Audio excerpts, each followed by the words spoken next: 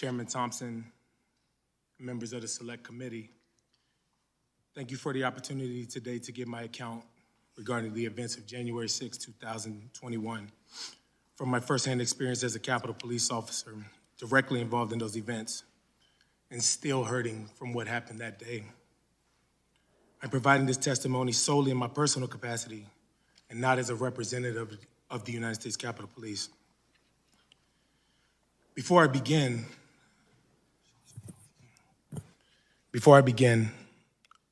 I'd like to take a moment of my time to ask for a moment of silence for my fallen colleague, Officer Brian Sicknick, who died from injuries he sustained in the line of duty defending the capital of our beloved democracy.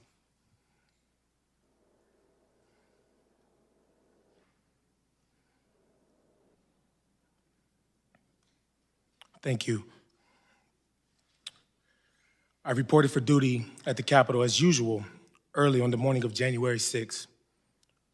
We understood that the vote to certify President Biden's election would be taking place that day, and protests might occur outside the Capitol. But we expected any demonstrations to be peaceful expressions of First Amendment freedoms, just like the scores of demonstrations we had observed for many years. After roll call, I took my overwatch post on the east front of the Capitol, standing on the steps that led up to the Senate chamber. As the morning progressed, I did not see or hear anything that gave me cause for alarm.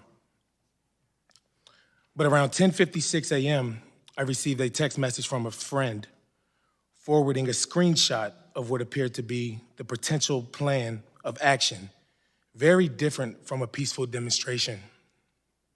The screenshot bore the caption, January 6, Rally Point, Lincoln Park, and said the objective was the Capitol. It said, amongst other things, that Trump has given us marching orders and to keep your guns hidden. It urged people to bring your trauma kits and gas masks, to link up early in the day in 6 to 12-man teams. It indicated there would be time to arm up. Seeing that message caused me concern.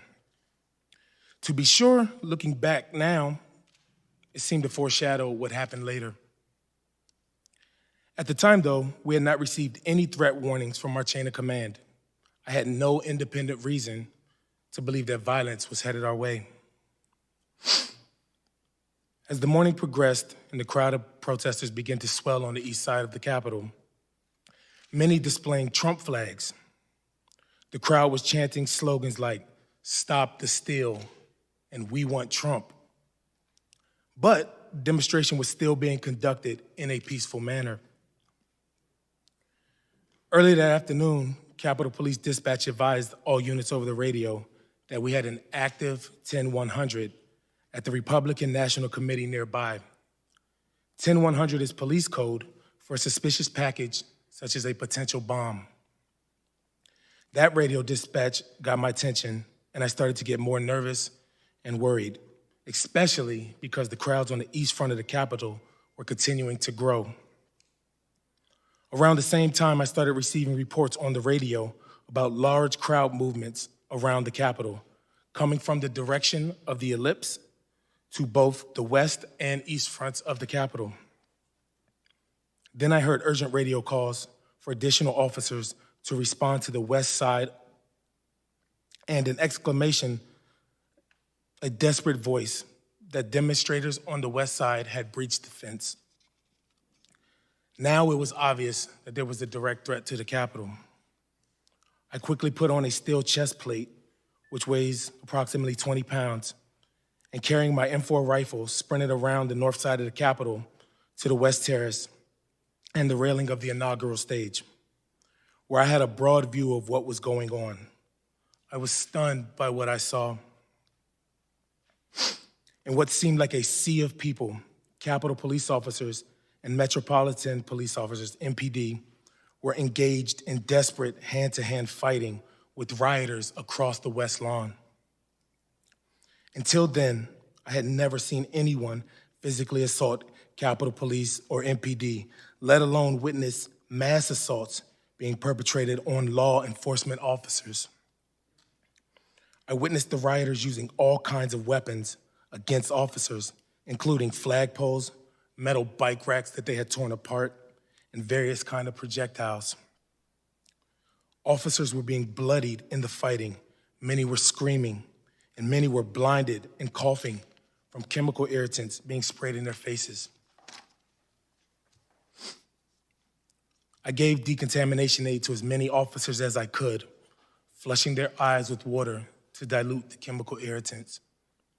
Soon thereafter, I heard, "Attention all units, the Capitol has been breached," and that rioters were in various places inside the building.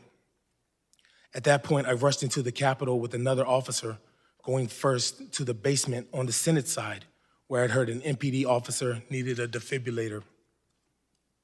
After returning outside to the West Terrace to assist officers, I went back into the Capitol and up the stairs towards the crypt. There I saw rioters who had invaded the Capitol carrying a Confederate flag, a red MAGA flag, and a "Don't Tread on Me" flag. I decided to stand my ground there to prevent any rioters from heading down the stairs to the Lower West Terrace entrance, because that's where officers were getting decontamination aid and were particularly vulnerable. At the top of the stairs, I confronted a group of insurrectionists, warning them do not go down those steps. One of them shouted, "Keep moving, patriots." Another displayed what looked like a law enforcement badge and told me, "We're doing this for you." One of the invaders approached me like he was going to try to get past me and head down the stairs. I hit him, knocking him down. After getting relieved by other officers in the crypt, I took off running upstairs towards the speaker's lobby and helped a plainclothes officer who was getting hassled by insurrectionists. Some of them were dressed like members of a militia group, wearing tactical vests, cargo pants, and body armor. I was physically exhausted, and it was hard to breathe and to see because of all the chemical spray in the air.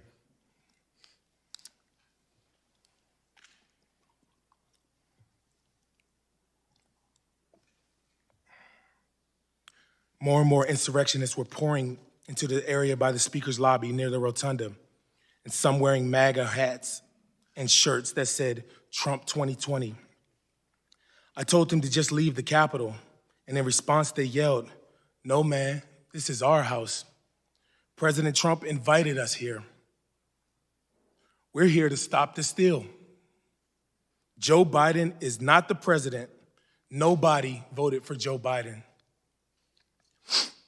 I'm a law enforcement officer, and I do my best to keep politics out of my job. But in this circumstance, I responded, "Well, I voted for Joe Biden. Does my vote not count? Am I nobody?" That prompted a torrent of racial epithets. One woman in a pink MAGA shirt yelled, "You hear that, guys? This nigger voted for Joe Biden." Then the crowd, perhaps around 20 people, joined in screaming, "Boo, fucking nigger." No one had ever called me a nigger while wearing the uniform of a Capitol Police officer. In the days following the attempted insurrection, other Black officers shared with me their own stories of racial abuse on January 6th. One officer told me he had never, and in his entire 40 years of life, been called a nigger to his face, and that streak ended on January 6th. Yet another Black officer later told me he had been confronted by insurrectionists in the Capitol who told him, "Put your gun down and we'll show you what kind of nigger you really are." To be candid, the rest of the afternoon is a blur. But I know I went throughout the Capitol to assist officers who needed aid and help expel more insurrectionists. In the crypt, I encountered Sergeant Gunnell, who was giving assistance to an unconscious woman who had been in the crowd of rioters on the west side of the Capitol. I helped to carry her to the area of the House Majority Leader's office where she was administered CPR. As the afternoon wore on, I was completely drained, both physically and emotionally, and in shock and in total disbelief over what had happened. Once the building was cleared, I went to the rotunda to recover with other officers and share our experiences from what happened that afternoon. Representative Rodney Davis was there offering support to officers, and when he and I saw each other, he came over and he gave me a big hug. I sat down on a bench in the rotunda with a friend of mine who was also a Black Capitol Police officer and told him about the racial slurs I endured. I became very emotional and began yelling, "How the blank could something like this happen? Is this America?" I began sobbing. Officers came over to console me.